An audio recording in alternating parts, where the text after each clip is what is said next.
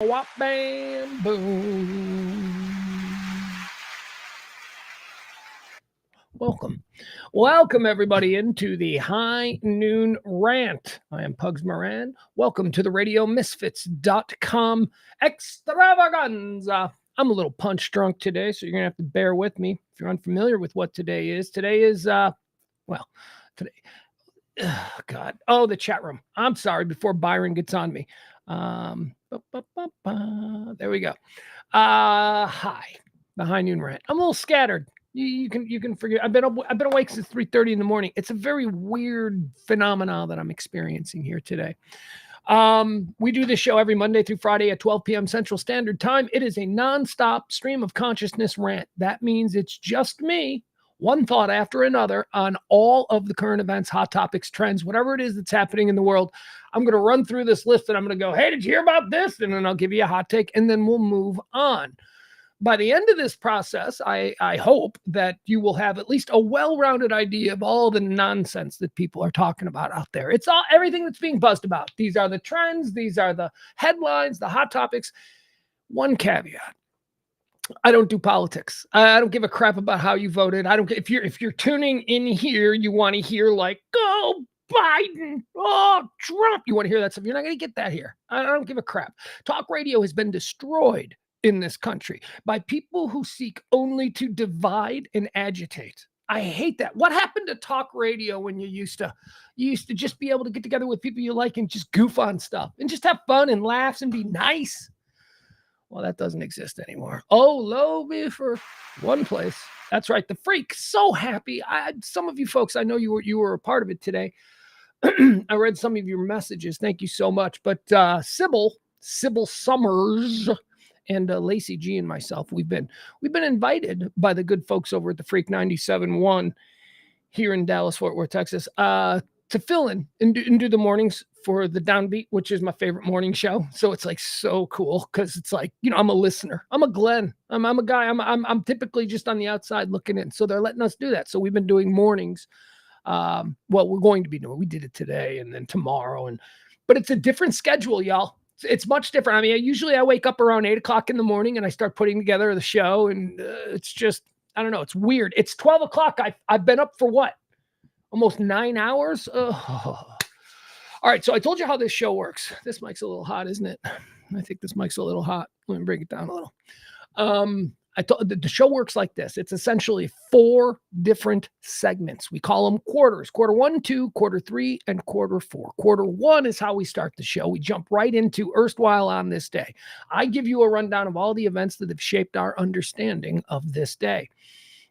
Why do we do it? Because life is a gamble. And maybe if we can spot some rhythms or some patterns, we might be able to gain some edge on whatever is going to befall us in the coming hours. I don't know. Look, I've said it before. Tornado outbreaks happen around the same days. We'll go through it. But March, there was 5 tornadoes. You know what I mean? It's just things happen. Planes seem to crash a lot on the same day. So that's quarter 1, erstwhile on this day. Quarter 2, we call that birthdays. Going to birthdays. We mentioned the people who were born on this day. Not everybody, because as I say, that would be insane. Do you know how many people have been born on this day? I cherry pick the ones that I find interesting.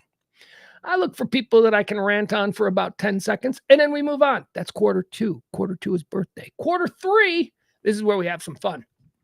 Quarter 3 is where we go through people of note, notable quotables, if you will, who have passed away on this day. We call it the deads, and here's where it gets fun. So we go through this list of dead people, and we decide based on our understanding of Judeo-Christian prerequisites for heaven and hell.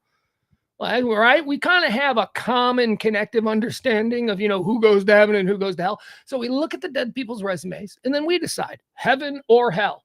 More to the point, I decide, because we don't have the time with a 15-second delay to really play to the chat room, but I wish we could. All right, so that's quarter 1, 2, and 3. Quarter 4, meat and potatoes of the show. That's where I just start riffing on everything that's happening, your headlines, your hot topics, your current events.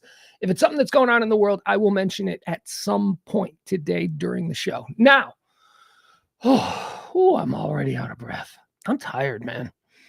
I am. I'll be fine, though. I mean, I drank so much coffee. Before 7 o'clock in the morning, I'd had like 2 pots of coffee. That cannot be good for my old fat man health. That is just, Not good. And now I want another cup of coffee, and it's noon. Ugh. All right, so here's how this show works. By the way, we all know this, right?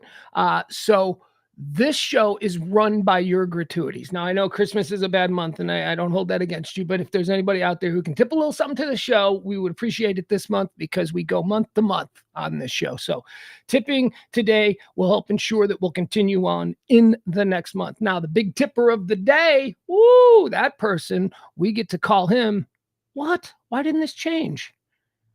Hold on. I got to make a change here. I thought I changed this. The big tipper from the previous day's show, he becomes the executive producer, unless, of course, there's a number of, like, the big tipper, but we don't get a lot of tips. Like I said, we got three people tipped yesterday, so they're all going to be our big tipper. I got to change this up here. I'm sorry. I thought I switched it over. So today's executive producers on the show, the big tippers from yesterday. Guys, I'm so out of it.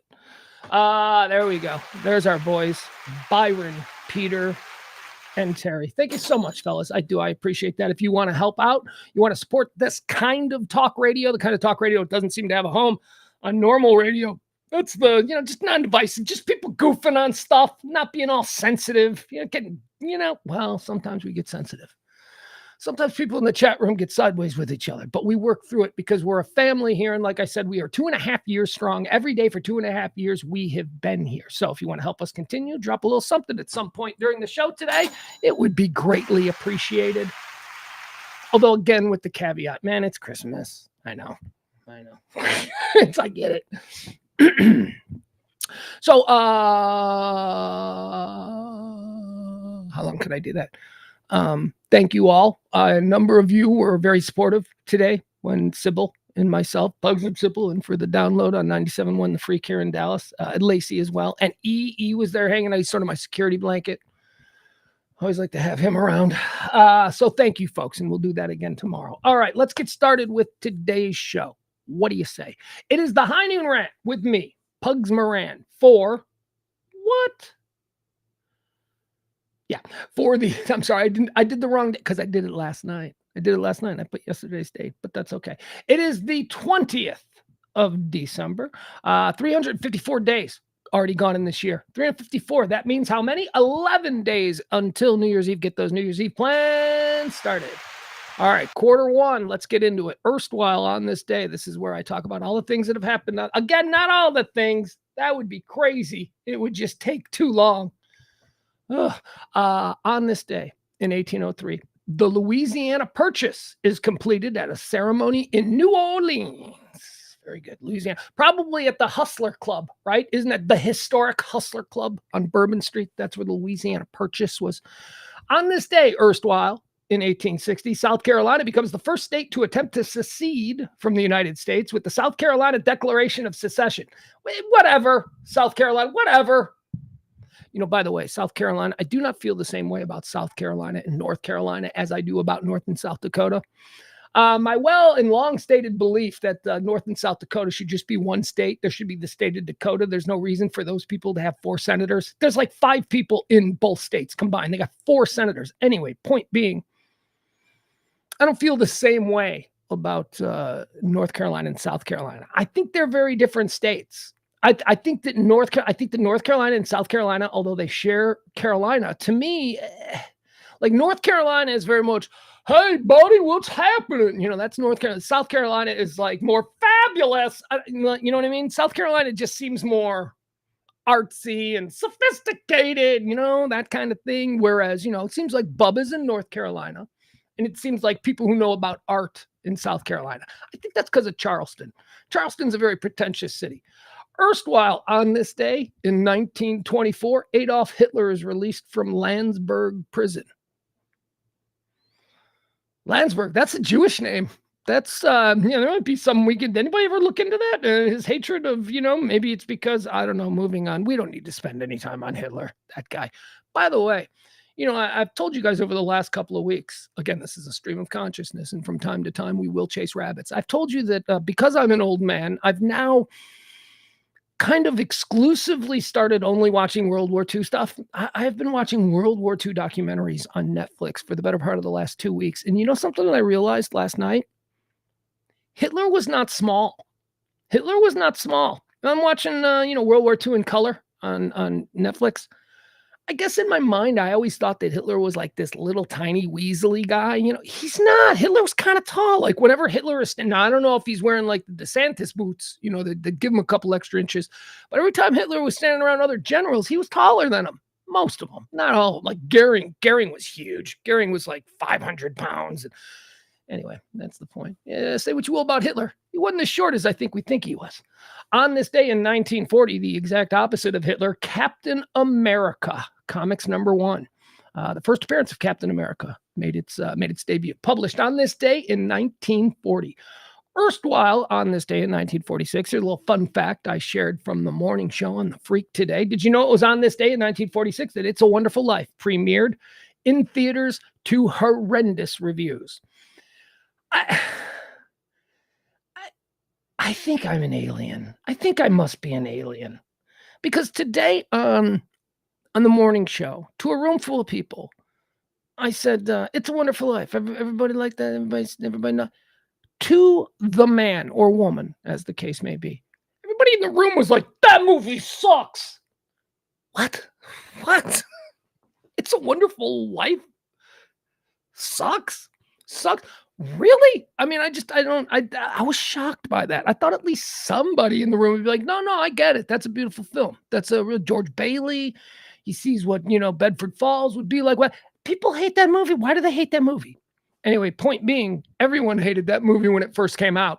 When it was released in theaters on this day in 1946, it damaged Frank Capra's reputation. He couldn't get any work after it because he had started his own production company, and this was the very first thing that he put out there, and it bombed. It did not make its money back. It was a big dud at the box office. It wasn't until 1974 that it went into the public domain. So TV stations around the country were able to just put it on like local TV stations, and that's how it became a classic. It was rediscovered through reruns on TV. That's not the first time this has happened, where a film that is widely considered to be a classic, and despite what they said on the morning show today, It's a Wonderful Life is a classic. Those people are just broken. They were gaslighting me.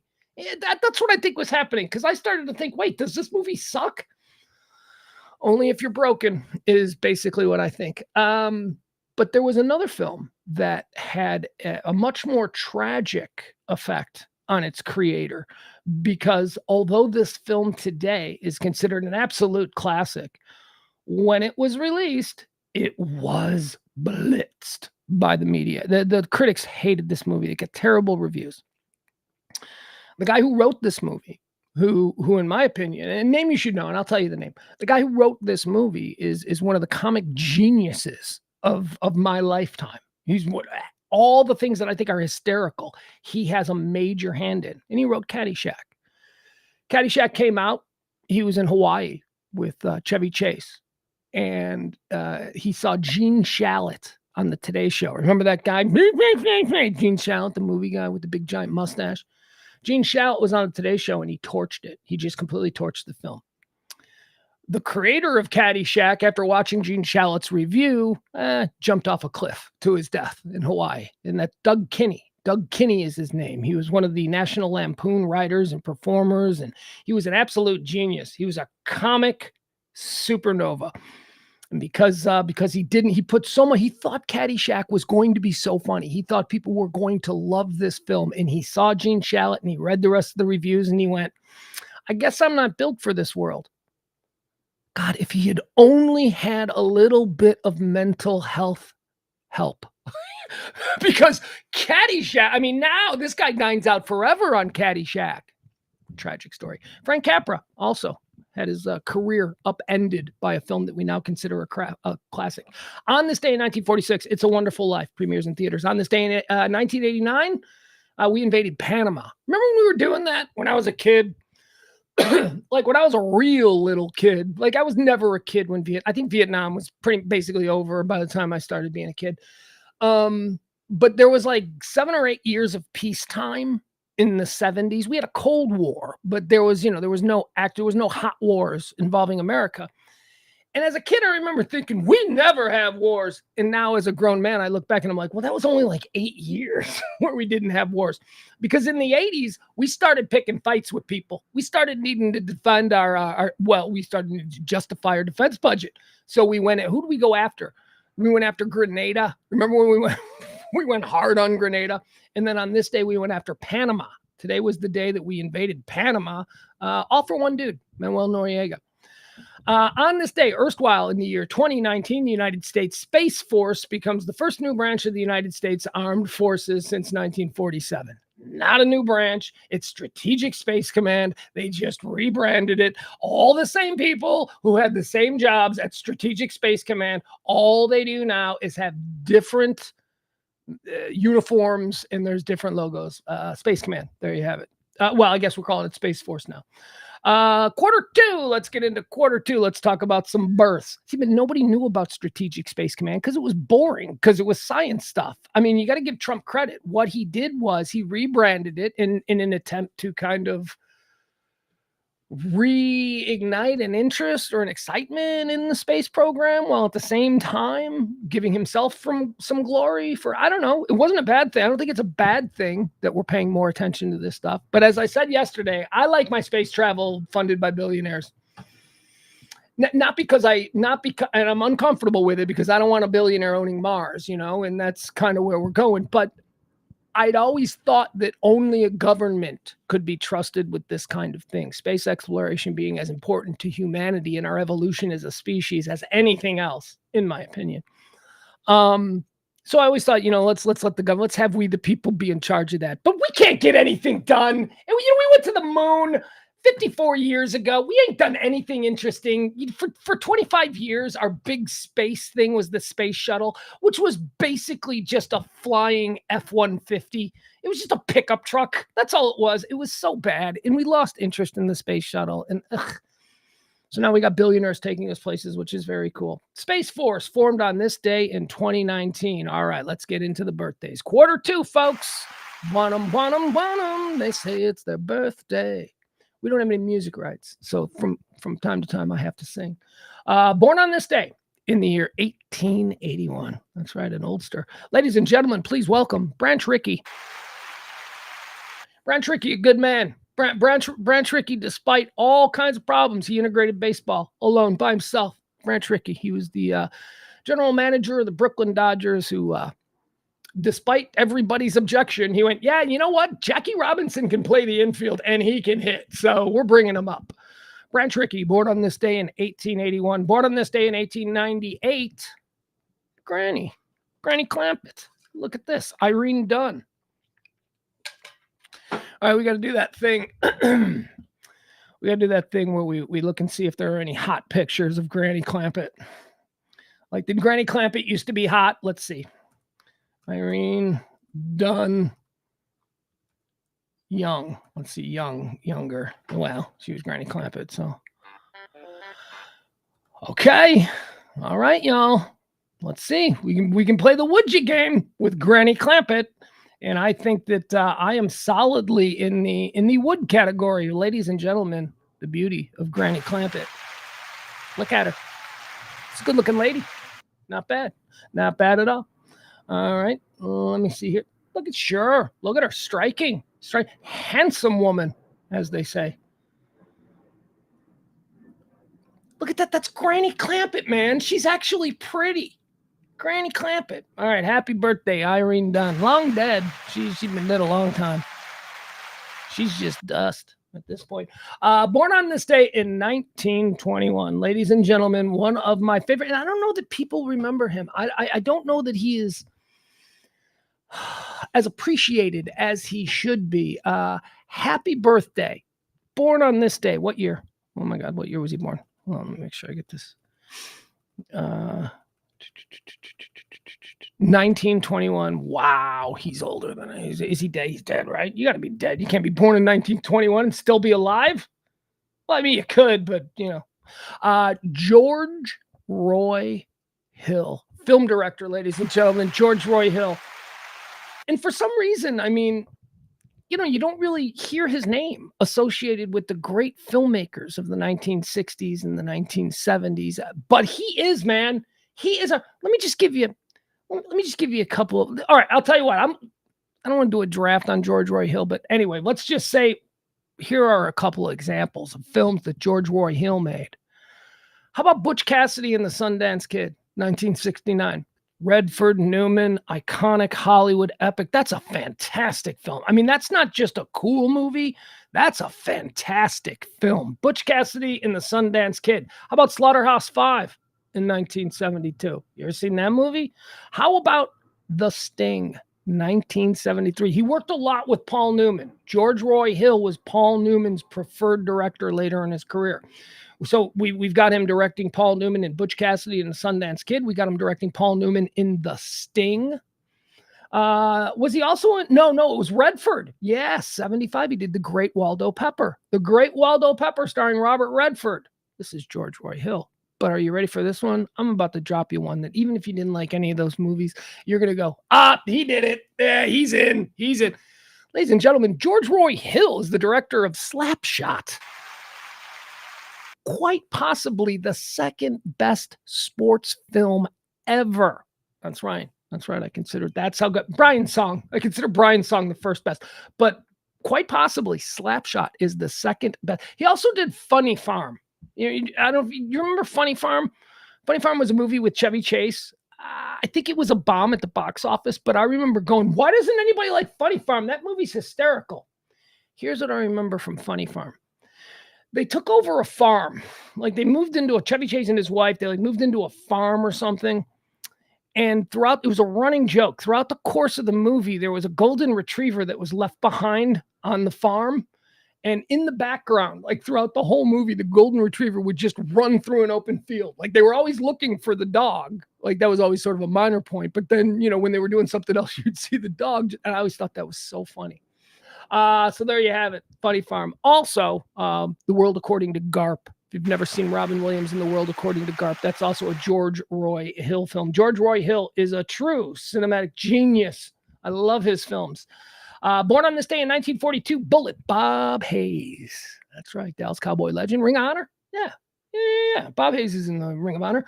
Bullet Bob. Born on this day in 1945, Peter Criss, American singer, songwriter, drummer for the most overrated band in history. Yeah, I said it. I said that about Kiss. Most overrated band in history. They got a couple songs, but they don't have the number. They don't have the discography, in my opinion, to justify who they are. Like in the world of rock, Kiss struts around like they're, just somewhere between, the Rolling Stones and Led Zeppelin. And they're not. they're not. Anyway, Peter Criss, he's the drummer. He's the kitty cat guy. Born on this day in 1945. Born on this day in 1946. How about Dick Wolf? What a great name. That's such a great name. Dick Wolf. All the Law and Order movies. TV shows, movies. Jesus. Dick Wolf, television producer extraordinaire, basically owns NBC. Everything on NBC is a Dick Wolf production. Born on this day in 1948, Alan Parsons. What is Alan Parsons? The Alan Parsons Project was a band, so I guess he's in it. I am the eye in the sky. Look. I just burped. I don't care. We don't need.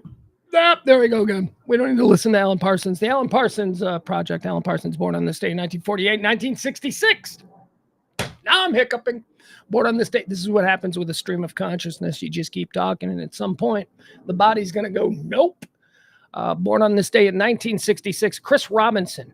Hey, little baby, let me light your candle, because mama, you're too hard to handle now. Mess around. I love Black Crowes for like 18 months. For like 18 months, I was like, yeah, the Black Crowes are pretty good. And then they never did anything else. And so now here I am, wondering when Chris and Rich Robinson are going to get back together. They're brothers. I mean, why wouldn't they? Born on this day in 1983, Jonah Hill.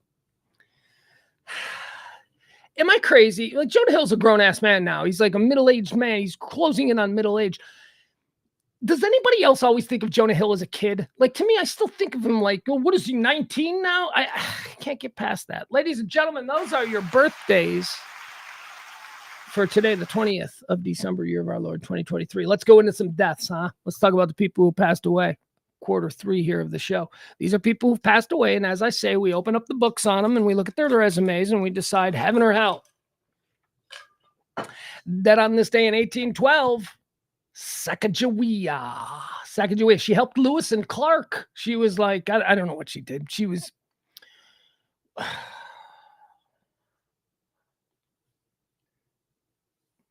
So, like, if I was Lewis and Clark and I had to go on an expedition, like, across the country for, like, I'd be fine.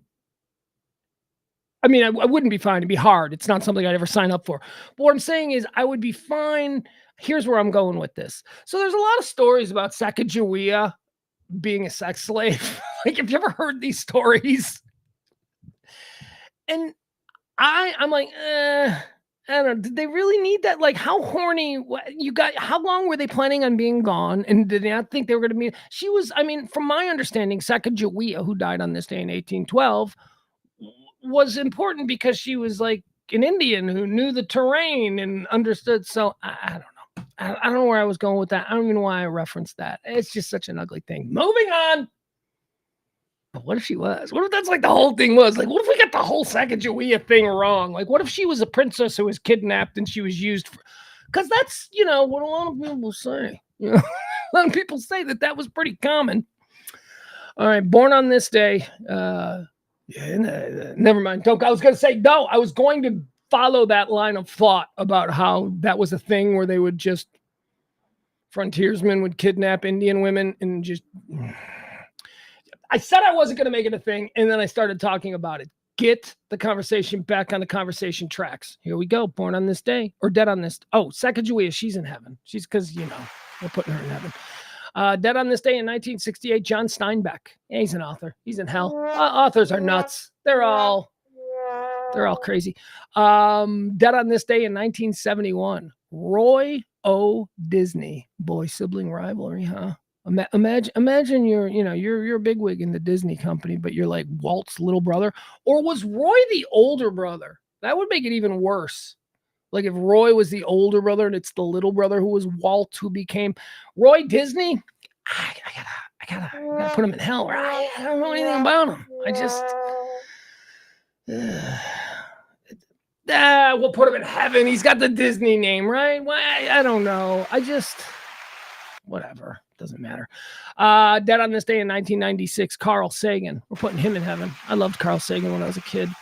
He was fascinating. He believed in UFOs, or at least he approached the subject of UFOs in the way that I found interesting. Not like he wasn't one of these crazy big-haired guys on A&E going, "And the ancient aliens." Like, I hate that guy. I hate that guy. Just completely marginalizes the entire conversation of extraterrestrial life because, he's an idiot.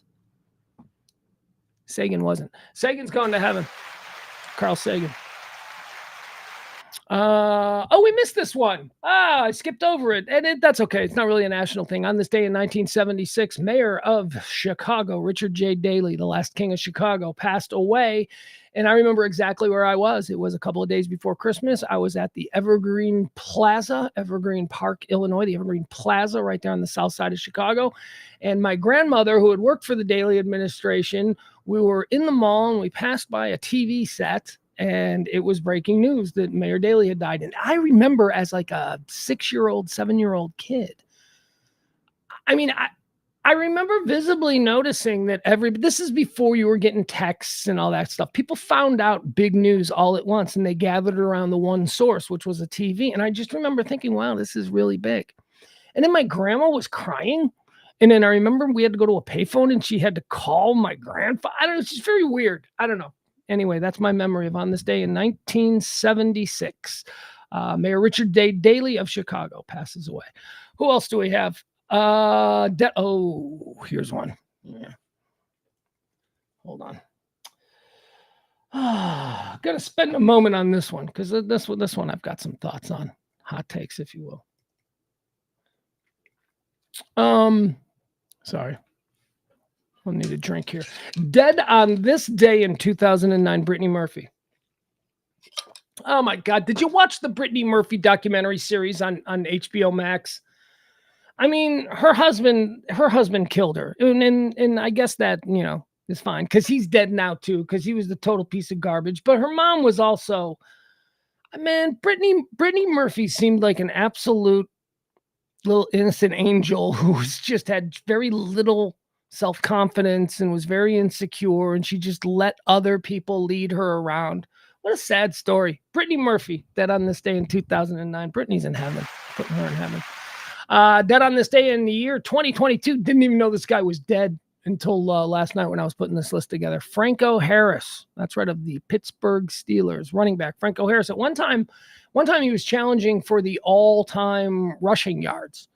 Back when Walter Payton was breaking Jim Brown's record, it was Franco Harris. It was Franco Harris who was like sort of next of the current players of that time who could break that record. But the problem with Franco Harris, and I remember this being the big difference between Franco Harris and Walter Payton. Some of you old football heads might remember this. Franco ran out of bounds. Franco did not take hits. Walter broke towards the middle of the field to gain every possible yard that he could. Franco always headed for the sideline to get out of bounds to avoid hits. And that's why that accumulative running style meant that although he gained a crap ton of yards behind that incredible Steelers line, he ran out of bounds. He gave up like 5 yards every rush. He could have added 5 yards, but he ran out of bounds. Franco Harris, he's dead now. Didn't know he was dead, but we're putting Franco in heaven because he seemed like a good guy. I guess. I don't know anything about Franco Harris. I just know I hated him back then because he was Walter's competition. I hated him back then because of that. And then I felt bad about it, and now he's dead. So let's put him in heaven. Go ahead. There you go, folks. That's it. Quarter 1, quarter 2, and quarter 3 of today's show are already in the books. That's right. We've done the erstwhile, we've done the births, and now we have done the deaths. So it's time now that we move into the big portion of the show. Quarter 4, this is where I just run through all the things that are trending, and we talk a little bit about them. I'll give you a quick little take on it, and then we move on. We don't spend too much time on any one subject, so help us out. And once again, I know it's Christmas, and I apologize, but if you can tip the show, that would be wonderfully appreciated. We're looking for Christmas miracles around here and hoping that they exist. Topic 1, Israel. All right, because we got to open up with this every time, right? What is the news out of Israel? I see Blinken is over there in Jordan. Again, if you want real Israeli-Hamas war coverage, there are plenty of places you can go. I'm not going to get in the weeds on it. Blinken is negotiating with, the Grand Poobah of Jordan. I think it's a king there. But also, here's the big story that's coming out. So a couple of weeks, about a week ago or so, Israel had put it out that they had killed the leader of the commando brigades for Hamas, that they had killed him. And they're like, look, we got him.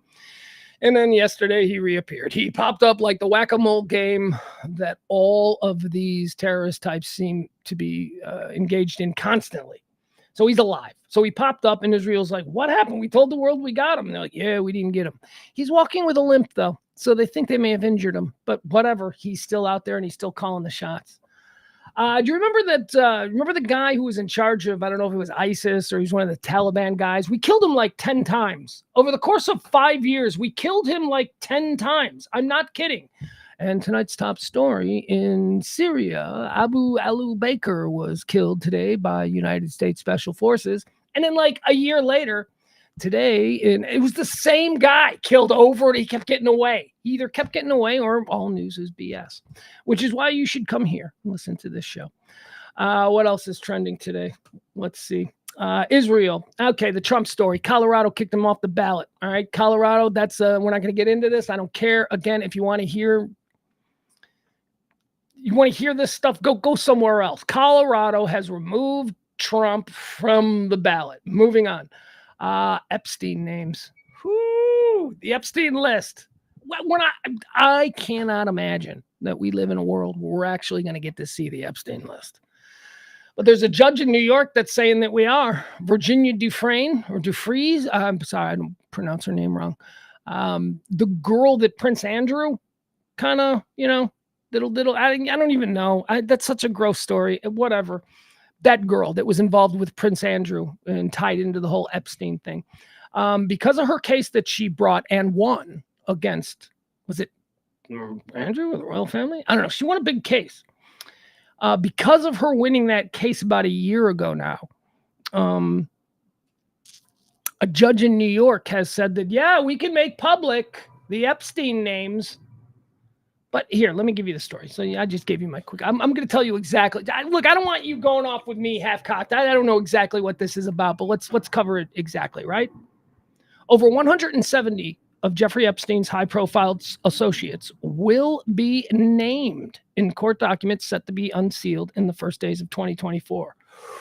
Ooh, some of you partisan hacks are going to be so upset. I can't wait. I don't give a shit who's on this list, right? Look, as long as Bruce Springsteen, Dave Grohl, and Paul Rudd aren't on this list, I'm golden. Anybody else, whatever. I don't care. So I'm not going to be upset, but some of you are. Some of you are. Like some of you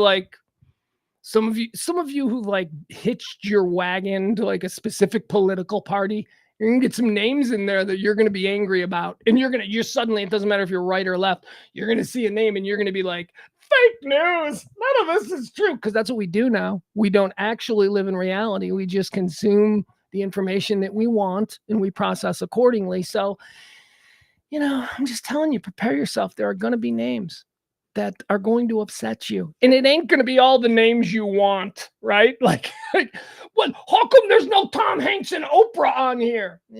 Because you're all crazy. You're all nuts. There's going to be some names, though. It's going to be enlightening, I'm telling you.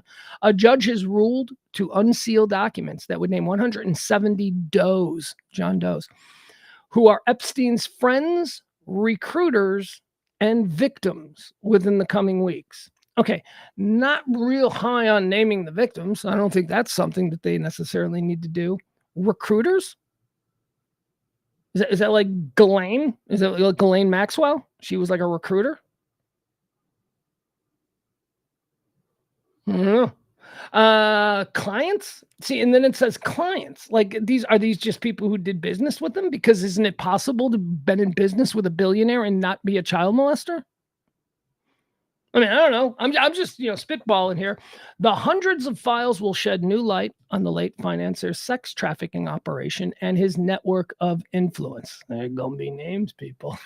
There are going to be names. There are going to be names, and I imagine that the likes of, trying to think of who. I imagine that Adam is going to be upset by some of the names. I imagine that Byron is going to be upset by some of the names. Let's see the names. Let's see them, baby. Biggest losers of 2023 is out. This is a list. This is The Guardian put this list out. These are, we're at that time. There's no actual news being reported. There's news happening. There's just not news being reported because everybody's on vacation. And, so what we get now is we get a bunch of lists, a bunch of end of the years kinds of things. So this is a list put out by The Guardian. It says, these are the things, the brands, the people, the blah, blah, blahs, the biggest losers of 2023. Okay, let me run through a couple of these. It'll become self-evident, how they're doing this. No particular order, but here we go. Crypto was a massive loser in 2023. Crypto. What else do they have? Marvel films and whatever. Marvel everything. Big loser, they say, in 2023. Couple of bombs. The first Marvel bombs ever. And I don't know that the Marvel bombs that have been occurring lately are due to the fact that these are not Marvel quality films. I think it's due to the fact that we're just tired of Marvel quality films. I think that's it. We're just done, man. We're done there's going to be now a 10 to 15 year period where we don't have any superhero films, and we'll go back to a different kind of film. I don't know what'll take over. Maybe the rom-com. Probably the rom-com. Although, no, we'll still have superheroes as long as people go, it's whatever gets people in theaters. So big things blowing up on giant screens is always going to get people in theaters. I don't know. Moving on. Marvel is a big loser in 2023. Formerly Twitter is also named as one of the big losers in 2023. Here's why. Purchased just under 2 years ago for $46 billion. It is now estimated to be worth $15 billion. So it's lost $31 billion of its, okay, well, there you have it. So anyway, Twitter formerly Twitter, as they say, is also on the list. NFTs. NFTs are big losers in 2023. I don't know what NFTs are. I mean, of course, I've heard. What, you've never heard of it? No, of course I've heard of them. I just don't know what it is. You know what? And since they're the big losers of 2023, I'm not going to waste one moment of my precious time thinking about it and trying to figuring it out. Drake says Drake is one of the biggest losers here in 2023. I don't know why. Drake's 8th album felt like a conscious departure from the artist that many fans fell for. With few, I don't care. I'm not a Drake guy. I don't know anything about Drake, but apparently they're saying he was a loser in 2023. You know what? We should all be Drake caliber losers, right? That's something we should all shoot for. The metaverse is also being called one of the great losers of 2023. That's Meta's AI 3D. I don't know. Again, don't know what it is. Moving on. I feel justified in not taking any time. Sam Levinson.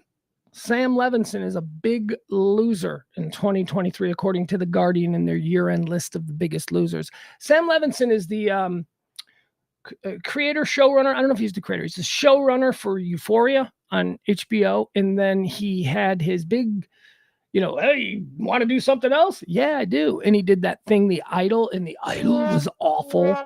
And so now, everybody's like, well, maybe Euphoria was just luck on his. That's what happens. If you have one hit, then they let you do another thing in hopes that you can replicate that hit. If the second thing you do isn't a hit, then they go, well, maybe the fact that he had a hit was just an anomaly. They lose faith in you. And apparently that's what's going on with Sam Levinson in Hollywood 2023, one of their big losers. Tucker Carlson. Tucker Carlson is being called one of the big losers. Fox News, Tucker Carlson tonight was an incoherent buffet. Okay, we don't need to read anybody's political. I don't know what the Guardian's all about. But all right, Tucker Carlson, they say he's a loser. What else do we have? That's it. There you go. There's your list of losers for the year 2023. There you go. Very good. All right. Moving on. What else are we going to cover here? Oh, okay. Another list, another nonsense list. Mediaite, they do this every year, and I love this list because I always find it interesting. It is the most influential people in media list. These are the most influential people in media. Mediaite is a website that's just all about media. That's all. I need to be more specific. Media is a very general term. Everything is media. I write something on a card and show it to you. That's now media. Media means a whole bunch of different things. But, people, broadcasters, influencers, newscasters, that kind of thing. So that's what they're talking about here when they're making their list of the most powerful people in media. We'll run through these really quick because there's a lot of names. Number 24, Joe Rogan. Totally, I can see that. 23, Greg Gutfield. Don't know who that is. Number 22, Pat McAfee. Love Pat McAfee. I know. That's like a very a polarizing thing. People my age have to hate Pat McAfee. People my son's age through about 35 years old all love Pat McAfee. If you're over 35, your response to Pat McAfee is, I don't get it. Well, I do. I get it. He's tremendous. He is kind. He is funny. He knows how to connect and relate to the audience. He's great, man. As a broadcaster, just nothing but pure natural born talent. 21. After Pat McAfee comes the war reporters, the people who are over there in both Israel now, but also those who have been covering the ongoing situation in the Ukraine. We are going through a list of Mediaite's top most influential media people of 2023. Number 20, Piers Morgan. What? Look, I think Piers Morgan is kind of a D-bag, but he is really influential, man. And how? He drives so many stories. How? Because he's a big star in England still. And he's got a talk show in England where he does really high-end interviews with people. And occasionally those people say things that turn out to be big news stories in and of themselves. So that's why Piers Morgan, he sucks. Yeah, he might be, but he is legitimately somebody who I understand why he's on this list. He breaks a lot of news. Let's see. What else do we have here? Ben Shapiro. Huh? Look at this guy. Ugh. I hate this guy. Could you imagine being on a long car ride with Ben Shapiro in the back seat? Me and him? Oh my God. How would we have both of us? We don't shut up. We both talk too fast. We're both, you know what? Actually, now that I think about it, the one thing that I do know and admire about Ben Shapiro is that he is a diehard Chicago White Sox fan. I know, isn't that random? So, we got that in common. So a long car ride, I bet you if Ben and I just stuck to White Sox talk, I bet it could be a nice car ride. All right, moving on. Number 17, George Stephanopoulos. What's he do? What? I don't even know. Where is he? I don't know. Number 16, someone named Joe Kahn and Sally Busby. They're the executive editors of the New York Times and the Washington Post, respectively. All right, what else do we have here? Let's go. All right, let's cut into the final ones here. We're going to run through these. David Zaslav and Mark Thompson. Now, David Zaslav is the CEO of CNN. I don't know who the other guy. Sir Mark Thompson, the British media executive, widely credited with the. All right, whatever. He's a British media executive. They put him in there with the dude who runs CNN. Jesse Waters. This guy's such a punchable face. I've never seen his show. Like, I don't know what he does, but every time I see him, I go, "Oh, I want to punch that preppy. I want to punch that frat boy from an Eastern boarding school right in the face." Oh, he has a punchable face. You know who else has a real punchable face? Jake Tapper. Jake Tapper and Jesse Waters. I want to punch them both in the face. All right, let's move on.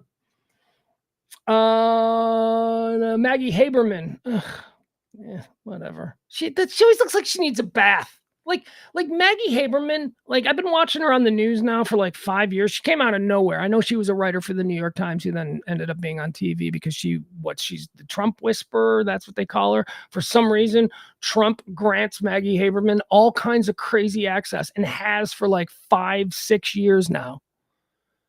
And then every single time she just blows him up. She's written books about the shit that he's done, and he keeps inviting her back. That is such a weird thing Trump and Maggie Haberman have. He keeps talking to her. I'm like, why are you talking to her? You don't like a damn thing and she looks like she needs. She's an attractive woman. She's a busy one. She looks like a busy, hard-working woman. Not a lot of time to do power walks with wine, I'm guessing, with Maggie Haberman. But also, it looks like maybe, little makeup. Maybe get your hair did. Maybe I know you're doing your hair yourself when you're going on TV, but maybe, I don't know, in a bath. Maybe a bath. I don't know. There's just something about Maggie Haberman that I'm like, she needs to try harder. She just needs to try. Moving on, Brett Baer from Fox News. He comes in at number 12 on the list. I don't know who those people are, so we're going to move. Elon Musk, number 10. Here we go. The top 10 most influential people in media. Elon Musk. Absolutely, he has to be in there. Formerly Twitter guy. He's certainly a power broker at the center of all the controversies there at Twitter. Number 9 on this list, Suzanne Scott. Not a clue. Don't know who she is. She's in charge of Fox. Suzanne Scott is the boss over at Fox News. All right, here we go. Keep moving on. Let's go. Number 8, Stephen A. Smith. I can do without that guy in my life. Stephen A. Smith. Oh, please. Talk about trying too hard. Ugh. Jake Tapper. That punchable face of Jake Tapper. There we go, ladies and gentlemen. Can I just... You know what? Let me show you. No, you know what? I'll just do it this way. This will be the easier way to do it. Look at his face. Look at that. You tell him, look at how punchable that face is. We'll go this way. Him and Jesse, I just want to crack them both right in the face. I want to break their nose. I want to feel the cartilage snap, flattening out. I don't know if anybody knows you. I want to feel the cartilage snap and flatten out as my hand. Boy, that's dark. I don't know why I want to hit Jesse Waters and Jake Tapper. Because they're troublemakers. They're divisive troublemakers. Now, speaking of, number 6 on the list this year, Bill Maher. I used to watch Real Time with Bill Maher on HBO every single Friday. It was one of my favorite shows. I'm like, oh, this is great. A bunch of interesting people coming together and just talking about current events and stuff. How great.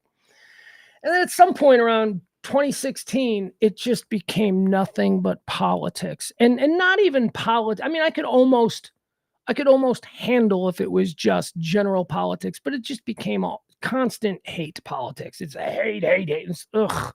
So I bailed out on Bill Maher. But I have to admit, over the past year, I have been watching his podcast, Club Random, because Bill Maher is a good interviewer. He is a good interviewer, and he's a smart guy. You might find him smug. Hell, you might want to punch him in the face the way I want to punch Jesse Waters and Jake Tapper. I don't have that desire with Bill Maher.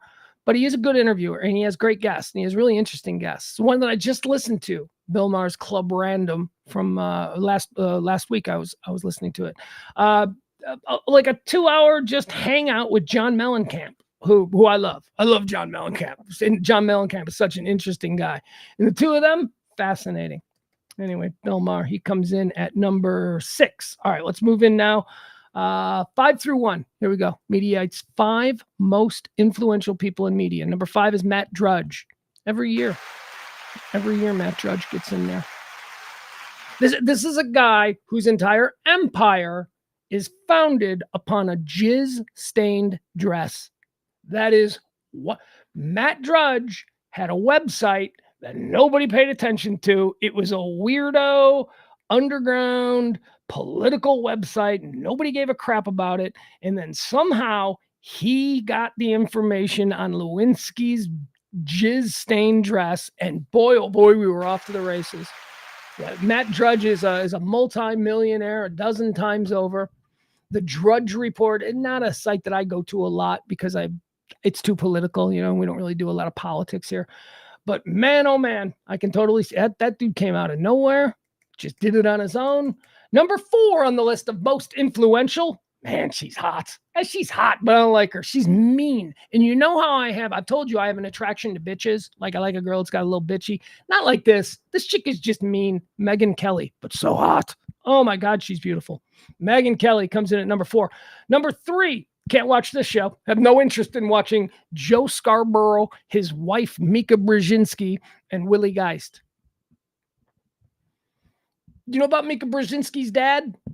Do you know what? Again, okay, so super connected. So Mika Brzezinski is like, her dad was one of the most powerful men in the world. Her dad was a Russian oligarch who was, he was an advisor to a bunch of United States presidents because he had all these ties to Russia. He was a very influential dude during the Cold War. That's Mika Brzezinski's dad. What was his first name? I can't remember his name. Anyway, that's how she got her job. I'm just throwing it out there. I don't watch that show, though. Joe Scarborough and her. Remember when they were pretending that they weren't married, and then everybody learned that they were married, and they had to come out and admit it? So weird. Number 2, Sean Hannity. Sean Hannity comes in at number 2. I mean, media's most influential. And yeah, why wouldn't he? He's got a highly rated Fox News show that comes on at 8 o'clock, 7 o'clock, 9 o'clock, whatever it is, every night on Fox. You can tell I don't watch Fox. He comes on every night. And then he's got one of the most successful nationally syndicated daytime talk radio shows. So man, oh man, that is reach, that is influence, but more importantly, that is a yearly income that you can be proud of. Number 1. The number 1 most influential. See, but this is where it gets crazy in media, whatever, influence in media. Dominion voting systems. That's right. Dominion voting systems. And I get this. I understand. I'm like, oh, they went silly with number 1. No, they didn't go silly because that was the most impactful and important thing that happened in media this year was the decision, the multi-billion-dollar decision against Fox News in the trial of Dominion voting system. So the way the ripple effects of that ruling has affected the rest of news gathering and journalism in general is just, you can't account for it. It's a huge, huge thing. Stuff is different now after the ruling in the Dominion voting case than it was before. And because there's now been precedent set. You do this, here's what happens. Cha-ching, billions of dollars. All right, there you have it. That's going to do it. That's Mediaite's most influential list that was released today. Oh, another one? Oh my God. All right, here we go. Hey, also another list that was released today. This one we'll just go through very quickly. The world's most powerful militaries for 2023 have been ranked. Now, I think we all know what, 1, 2, and 3 are, but I'm interested in I want to know what's 15? What's the 50? Where's Italy? What does Italy's army rank in the world armies? Let me see if we got a list here.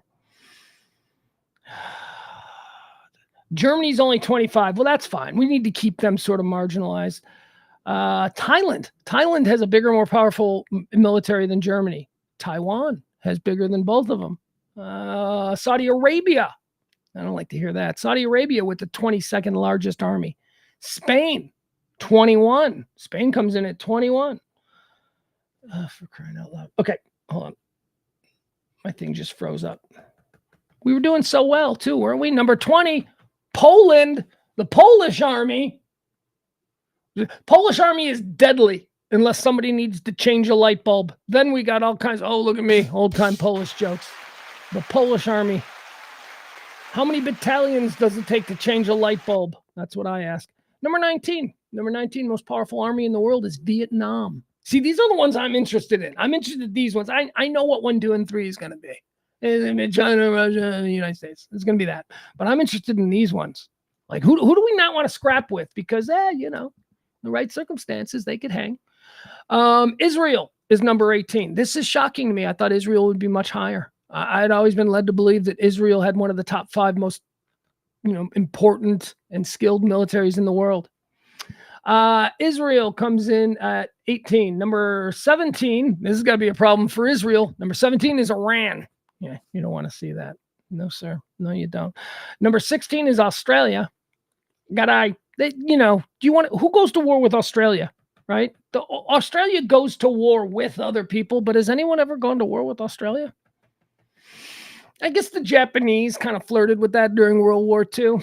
Number 15, the 15th most powerful military in the world. Boy, are they being tested these days. It's Ukraine. Would you have bet that the Ukraine army was bigger and more powerful than the Israelis? I wouldn't have. 14 is Egypt. Egypt comes in at 14. Number 13 on the list of the most powerful militaries, Indonesia, followed by number 12, Brazil. Are you ready for the top 10? Because here we go. Turkey is 11, and here we go, top 10.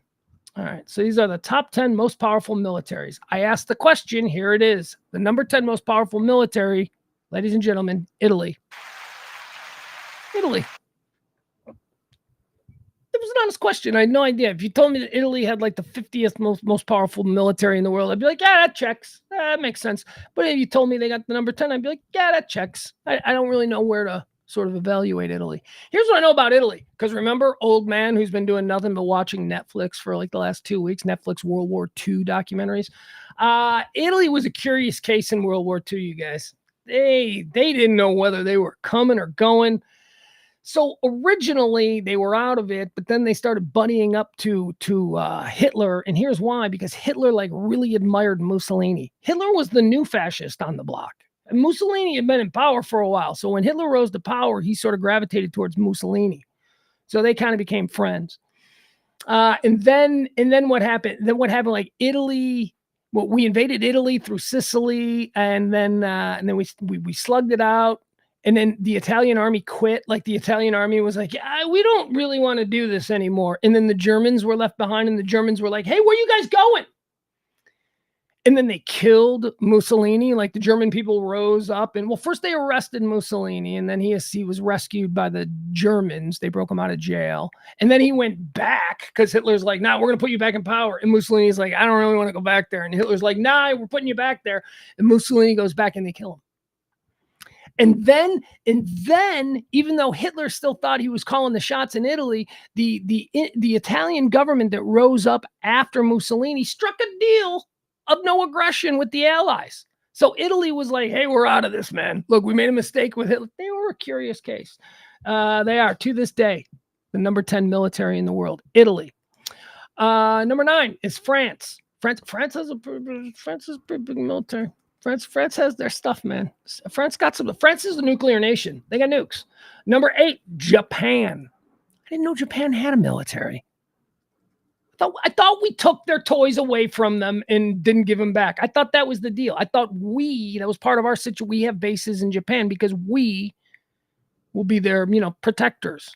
Anyway, apparently they got a military. Number 7 is Pakistan. Pakistan's another nuclear nation. Number 6 is South Korea. I got to imagine a lot of South Korea power comes from us. Number 5 is the United Kingdom. Here we go. The top 5, the United Kingdom, the English, the Brits, their military, always for hundreds and hundreds of years been top of the world.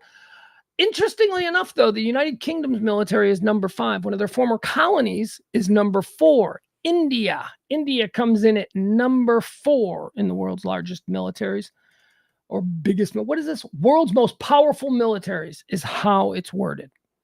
Number 3, here we go. Can we do the 3? We know the 3. Number 3 is China. Number 2 is Russia. Yeah, that's right. United States. We're number 1. We're number 1. We're number 1.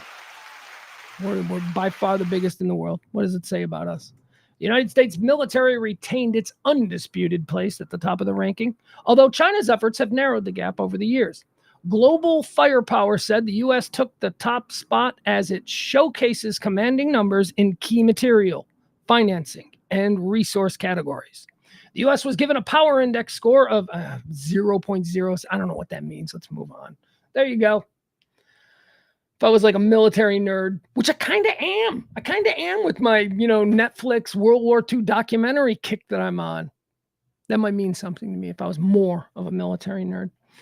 All right. Here's a story that's got a lot of people upset online. And by a lot of people, I mean millennials and, younger folks. Boomers. So boomers over 70 years old. Are you ready for this? Boomers over 70 years old hold more than 30% of our country's wealth. So people over 70 account for 30% of our wealth. And I've been reading about this morning. People are really upset. This is why the boom. I'm like, well, I don't know that 30% is a lot. I don't know. Let me see the other numbers. But 30% seems right. If you're over 70, how long you've been in the workplace, the time that you've had to acquire things and the maturation of investments and all that. I mean, of course, people over 70 should have more wealth, more accrued wealth. So I don't get why people have a problem with this particular story. But Americans over 70 years old hold more than 30% of the country's wealth. Most don't work anymore, but Americans age 70 and older have seen their share of collective wealth surge during the pandemic. And then we can read more. Now we don't need to. Yeah, right. You look, you can find that article somewhere. Just Google search. You don't need to sit and listen to me just read an article to you. You got it. The takeaway is that 30% of the wealth in this country is owned by people 70 and older. And a bunch of millennials are using this as an excuse to scream at boomers. Like they need one. Like they need an excuse for that. Boomer wealth. Let me see. What else do we have here? We got another list. I don't want to do this. I do want to do this. Because I haven't seen this one yet. All right, here you go. Every year it comes out. Ladies and gentlemen, I present to you 2023's list of the United States most dangerous cities. These are the most dangerous cities in America. Are you ready? Let's see. How does this list begin? All right. First of all, they only give me 20 here on this list. And I'm going to go ahead and I'm going to say it. Dallas is not on the list. Can we say the same for all Texas cities? I don't know. Let's see, shall we? Number 20 on the list, most dangerous city in America, is Denver, Colorado. Number 19, it only took one spot. Number 19 is Houston, Texas, most dangerous city in America. Number 18, Chattanooga, Tennessee. What Chattanooga, Tennessee? That sounds absolutely delightful. How can a place named Chattanooga be scary, right? Chattanooga, that sounds... Number 18, Chattanooga, Tennessee, most dangerous city in America. Number 17, Toledo, Ohio. It's the one I don't get. I've been to Toledo. Toledo's, I mean, there's, it's a big enough city where there's like some sketchy areas and all that. But number 17, most dangerous city in America is Toledo, Ohio. Number 16 is Minneapolis, Minnesota. Minnesota nice, does not apply to a body count. They have 2,222 violent crimes. They got a lot of crimes. I don't want to go through the numbers. Number 15, Stockton, California. We hear about this a lot. Stockton, California is that's where if you follow UFC, that's where the Diaz brothers are from. It seems like a rough place because those dudes.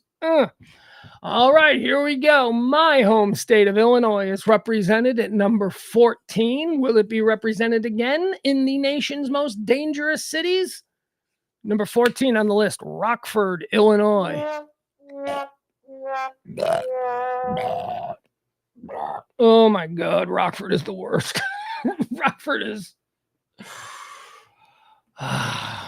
Dude, Rockford makes Waco look like Dubai. Rockford is like, if you've ever, well, why would you be? Your people are in Texas. You have no reason to go to Rockford. Number 13 on the list of America's most dangerous cities. How about Dayton, Ohio? That's right, Dayton, Ohio. Number 12 is Albuquerque, New Mexico. Number 11, oh, cry, no way, eh? How can number 11 be with Milwaukee, Wisconsin, yeah? Yeah, hey there, Milwaukee, Wisconsin. Milwaukee, a city, a population of just 561,000, saw 3,197 violent crimes. I don't know. I don't consider Milwaukee dangerous. I consider Milwaukee. I mean, you come from the south side of Chicago, which is where I lived. I don't really consider Milwaukee dangerous, but okay, here we are. Are we in the top 10 now? Hold on. What was Milwaukee? Yeah, Milwaukee was number 11. Okay, here we go. This is the top 10. Sorry, I may have pre-sold that. Number 10, we go back to my state, the land of Lincoln. Another number 10 most dangerous city in America. Well, we've already been represented by Rockford, which, as I said, was this one not quite as bad. Don't have a hatred for Peoria. Peoria, Illinois comes in at number 10. Peoria, Illinois, which is not a big city. It's a city, but it's not a big city. It's, how crazy is it that Peoria, Illinois gave us both Richard Pryor and Sam Kinison? Isn't that crazy? I mean, those are like two of the greatest comedians of all time. Both of them came out of Peoria. Do you want to know something interesting about Peoria? Have you ever heard the expression, will it play in Peoria? Have you ever heard that? That's because in the early days of film, and it was film. This was a theater thing. They would test movies before they decided how many theaters to give it. They would test movies in Peoria, Illinois. So the first people to see anything would be in Peoria, Illinois. And if Peoria, Illinois seemed to like the movie, then they would release it wider because they decided they believed that Peoria, Illinois was the center of the United States of America. And it's smack dab in the middle. And this is, if you can appeal to these people, Peoria is the number 10 most dangerous city in America. Number 9 is Cleveland, Ohio. They were getting into big cities now. Nope. Number 8 is Tacoma, Washington. Number 8 most dangerous city by the way, these are FBI crime statistics. Number 8 most dangerous city is Tacoma, Washington. Number 7 most dangerous city is Lansing, Michigan. Number 6 most dangerous city is Kansas City, Missouri. What else? Here we go. Top 5. Number 5 most dangerous city in America, Pueblo, Colorado. Number 4. Here we go. Represent Beaumont, Texas. Beaumont, Texas is the number 4 most dangerous city in America. Number 3. This is number 3. Number 3. Now there's 2 cities that are always number 1 or number 2. Right? So coming in at number 3 this year, America's most dangerous city, ladies and gentlemen, Little Rock, Arkansas. Do you remember Cops back in the 90s? Back in the 90s, the Cops, the TV show, they were always in Little Rock. And it was like, it was shocking to me because I was like, well, why is Little Rock so gang infested? Why? And it seemed like that's all who lived in Little Rock, just street gangs. That's all it was. Number 3, most dangerous city in America, Little Rock, Arkansas. Number 2, well, you kind of saw this one coming, didn't you? You had to assume Detroit, Michigan is the number 2 most dangerous city in America. Are we ready for number 1? I don't have a drum roll. ladies and gentlemen, the number one, we've just gone through the 20 most dangerous cities in America. 20 of them. The number one most dangerous city in America, Memphis, Tennessee. Boom! Congratulations to St. Louis, who didn't make the top 20. When I stopped on Little Rock and I said, it's always Little Rock and this other, St. Louis is the other city. St. Louis for years has been like number 2, number 1. Detroit, Little Rock, and St. Louis are always, something happened in St. Louis here. St. Louis is not in the top 20. That's pretty good. You know what else isn't in the top 20? Chicago, because that's a Fox News right-wing bullshit thing. Crime statistics have never backed up the idea. You ask the average idiot in this country, what's the most dangerous city in America? And they're going to go, Tucker says Chicago. Look, this is about politics. That's why Chicago's been demonized for the last 10 years. It happens to be the hometown of both Hillary Clinton and Barack Obama. So, it takes a little bit of heat, but it has never been the number one most dangerous. It's never even been in the top 10, man. You see the crime stats for Chicago over the weekend? Yeah. Now compare them to Philadelphia.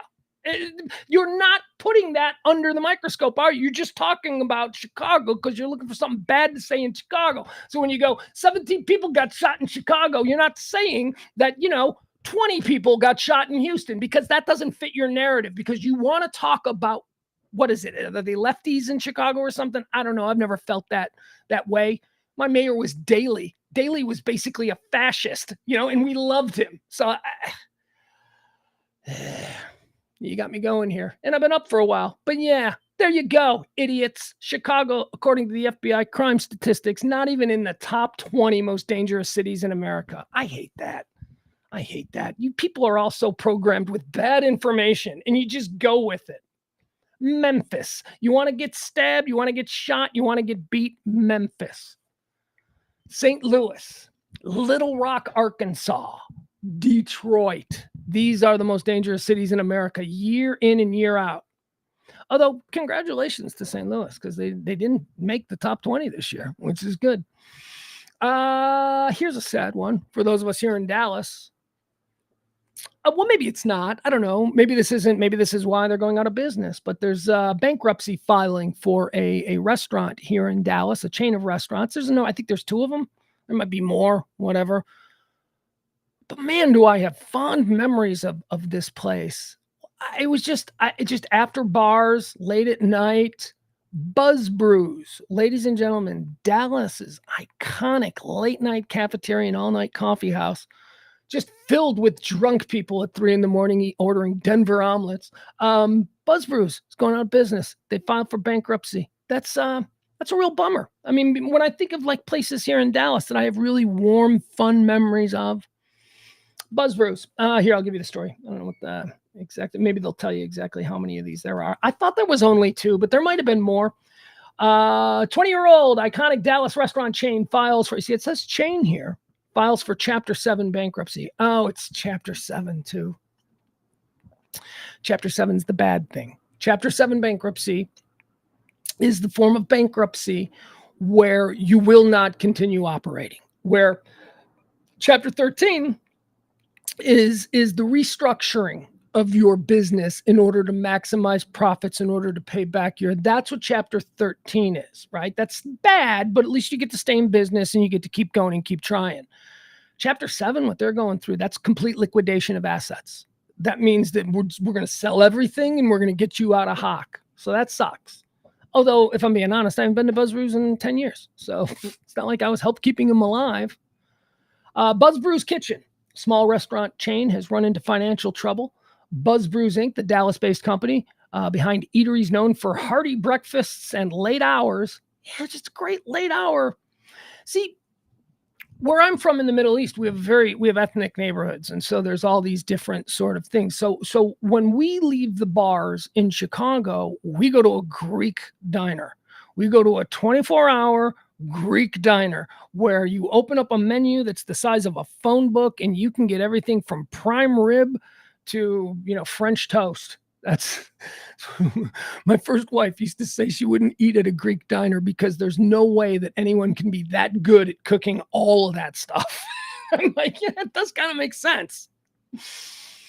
Anyway, I love a Greek diner. But here in Dallas, we don't really have a Greek community to the extent that you do elsewhere. So we have like Buzz Brews and what's the other place?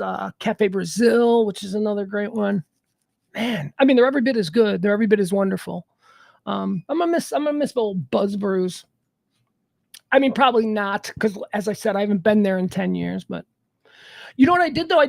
I took my son to breakfast at Cafe Brazil. That was fun. Because that's, to me, they're like the same thing. They're not. I know they're not the same thing, but they are kind of. All right, let's keep on moving on. Did you guys know about this? The USFL and the XFL have merged. I didn't even know they were both still a thing. I didn't know we were still trying. Like 4 years ago or something, there was like 3 new leagues: the American Football League, the XFL, and the USFL came back, and it was just very weird. I don't know if I remember any of these teams ever playing. Like, was there an XFL season? Did the pandemic get involved? I don't know. I have no idea. Anyway, the XFL and the USFL has merged, and 4 USFL teams have survived the merger. Doesn't say anything about the XFL. Maybe all the XFL teams survived. 4 have survived, 4 have not. The combined USFL-XFL has informed the USFL Players Association, which has informed its members, that 4 teams from the USFL will survive for 2024. Those 4 teams that will survive to play on in the combined XFL-USFL, from the USFL, Michigan Panthers, is that what they were? Houston Gamblers. I mean, these are USFL names from the 80s. These are they were the Houston Gamblers. They were the Michigan Panthers. I don't know if they're still the same names. Memphis Showboats, Birmingham Stallions. Okay, so those are the 4 teams that made it: Michigan, Houston, Memphis, and Birmingham. The ones that are gone are Pittsburgh, New Jersey, New Orleans, and Philadelphia. Let's see, Pittsburgh Maulers, New Jersey Generals, New Orleans Breakers, and the Philadelphia Stars. I still know my USFL teams. Woo! Look at me. No mention of the San Antonio Gunslingers, the Arizona Wranglers, or the Chicago Blitz. Nope, none of those teams made it. The XFL had teams last year in Arlington, Houston, Orlando, San Antonio, DC, Seattle, St. Louis, and Las Vegas. Unless there will be 2 Houston-based teams, the XFL's Roughnecks will be no more. Presumably, 4 XFL teams will combine with the 4 surviving USFL teams to create a new 8-team league. The combined league is due to debut in late 2024. They just took practice squad caliber players from one league, and they're going to mix them with practice squad caliber players from another. And who knows? I don't care. You know, watching competitive football is always fun for me. I don't have to watch. These aren't the best out there. Yeah, well, you love college football. They aren't the best out there either. How come you can suspend your crazy demand for the absolute top tier of the sport? You can suspend that while watching college, but you know, everything else is I don't know. I like it. I like watching football. If everybody sucks at the same level, it'll be a really good game. You know what I mean? Anyway, moving on. There you have it. Big news concerning the XFL and the USFL. Tommy DeVito. Tommy DeVito is making some news. Tommy DeVito is the New York Giants QB1. Tommy DeVito came out of nowhere. Never even heard of him until like 2 weeks ago. And now all of a sudden, I know who Tommy DeVito is. No relation to Danny or Carla. Look what I did there. You know who Carla DeVito is? This is so weird. Well, it's a stream of consciousness, so I'll give it to you anyway. Carla DeVito is the chick that's singing with Meatloaf in Paradise by the Dashboard Lights. You know the girl he's singing to? He's like, will you tell me you love me? Would you tell me? And then she's like, that's her. That's Carla DeVito. No relation to Danny DeVito, or, as far as I know, Tommy DeVito. But she is related to Robbie Benson. She's married to Robbie Benson. Carla DeVito and Robbie Benson got married and moved to Frankfort, Illinois. And to wrap up this story, I used to see him at my grocery store and my video store all the time as a kid. It's pretty cool. Robbie Benson, he was a movie star. One-on-One, did a bunch of after-school specials, and then you'd be like, in the soda pop aisle at the grocery store, and here comes a guy that looks like Robbie Benson, and before you know it, you're like, that is Robbie Benson. And you'd be like, hey, and he'd go, hey, because he's got that raspy. Hey, how you doing? Moving on. Anyway, Tommy DeVito is in the news. Tommy DeVito, QB1 for the New York Giants. We're back on track. I apologize. Just wanted to riff a little bit on Robbie Benson being someone from the area I grew up in. He's not from there. He married a woman who was from there. God, can we get back on track? Well, this is a stream of consciousness. Tommy DeVito, the quarterback for the New York Giants, got himself into a little bit of hot water, at least publicity-wise. He's got a Sharpie, agent. Have you seen his agent? His agent went viral before the New York Giants Monday Night Football game last week. His agent was standing on the sideline, Tommy DeVito's agent, and he just looked like, straight out of a Scorsese movie. He just looked like such a, the proud Italian Goomba type, right? He had the fedora going, and he had black on black suit with pinstripes. I mean, he looked nice, if you know what I'm talking about. All right, so that guy goes viral. And everybody starts talking about him, and he does the rounds. He was on all kinds of ESPN shows, and he did radio shows from coast to coast. Hell, I heard him on my favorite radio show that I listen to every day out of Chicago. He made an appearance on there. Hey, we got Tommy DeVito's agent. What's up with the suit, man? That was the whole thing. So, and then Tommy DeVito won. So here's one, and people are kind of, I'm not going to say excited, intrigued at what he might be as quarterback there in New York. Tommy DeVito had an appearance that was booked for him at a pizza restaurant in New Jersey. And it was booked months ago. And it was last week or 2 nights ago. I think it was Monday night. Because of the elevation to QB1 and because of all of the attention that Tommy DeVito received after having a hell of a game there for the New York Giants, and as I say, intriguing Giant Nation into wondering, could this be a guy? I don't know. Stranger things have happened. New England Patriots fans asked themselves that very same thing when 5th rounder Tom Brady came in. Could this be the guy? It wasn't that case.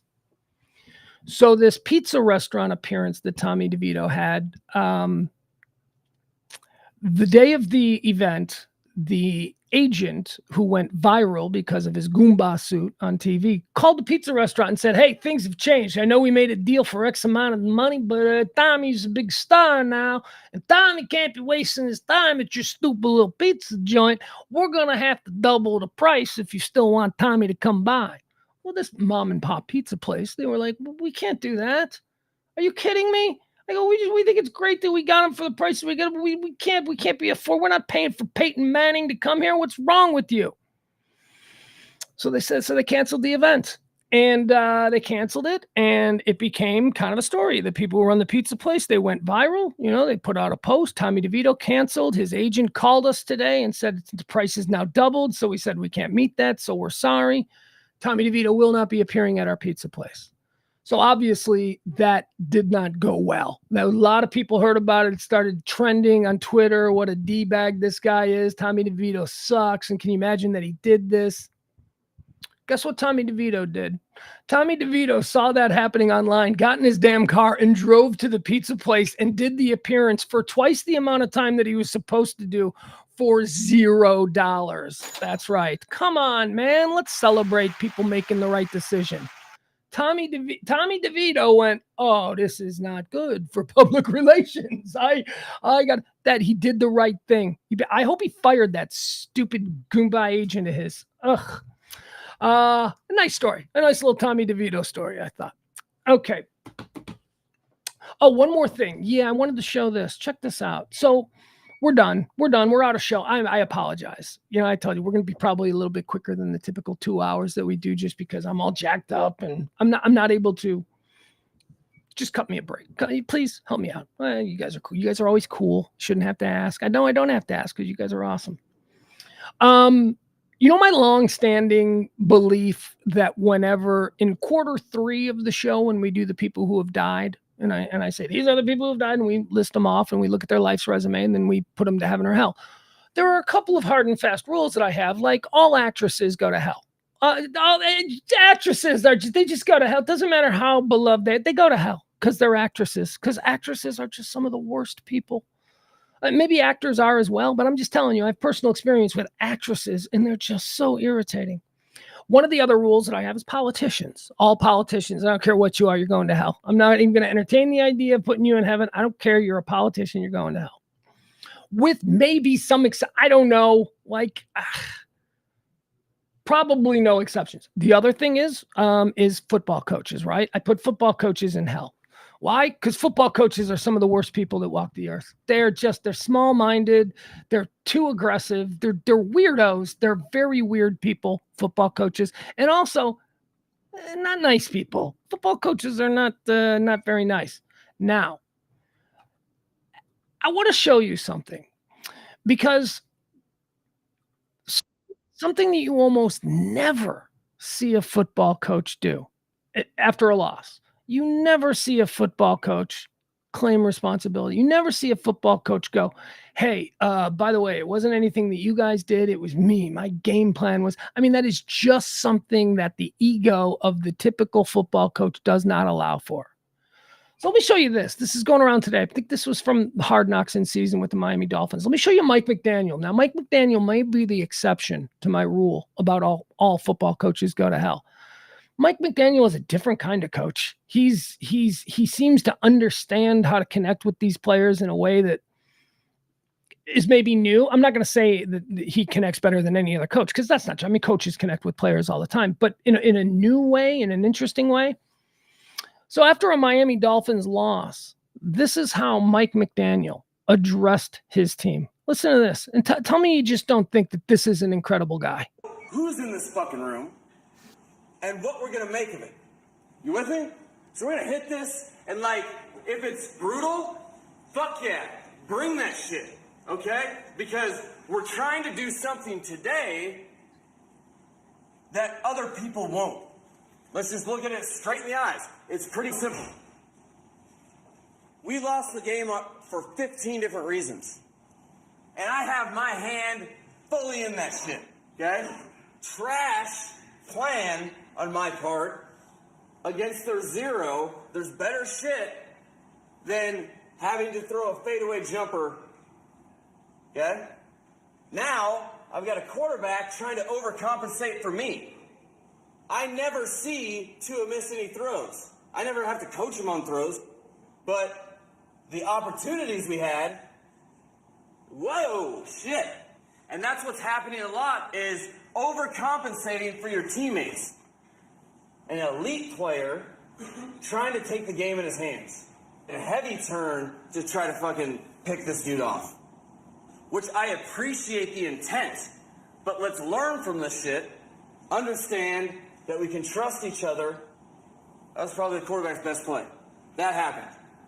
Okay? Don't worry about it. Just keep playing. Yeah, I called some trash fucking plays. That will fucking happen. Just when can you imagine hearing a coach admit to his players, yeah, I called a bunch of trash effing plays. That'll happen. This level of security, because that's the level of security in the saddling of his own ego. This is obviously somebody who, I love the whole concept that the type of therapy of ego work where you learn how your ego kind of drives everything. Every bad thing in your life is driven by your ego.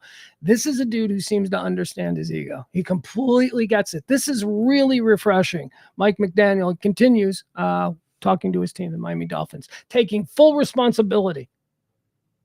Just like you'll have bad plays. You know what makes me a fucking man?